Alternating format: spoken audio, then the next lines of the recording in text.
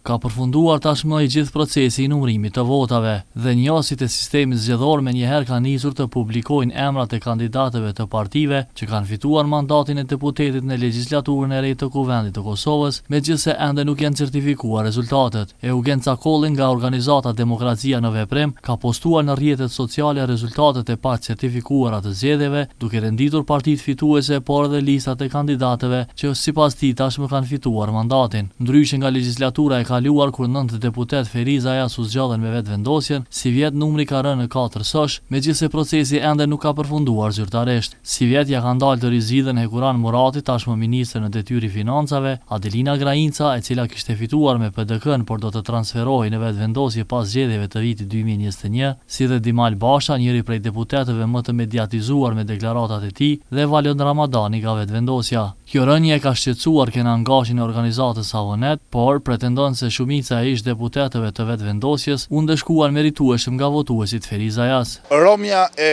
deputetët nga lëvizja e vendosjes tregon performancën e tyre se sa kanë punuar me komunitetin apo me qytetarët e regionit të Felizojt, konkretisht me qytetarët e komunës Felizojt, dhe kjo tregon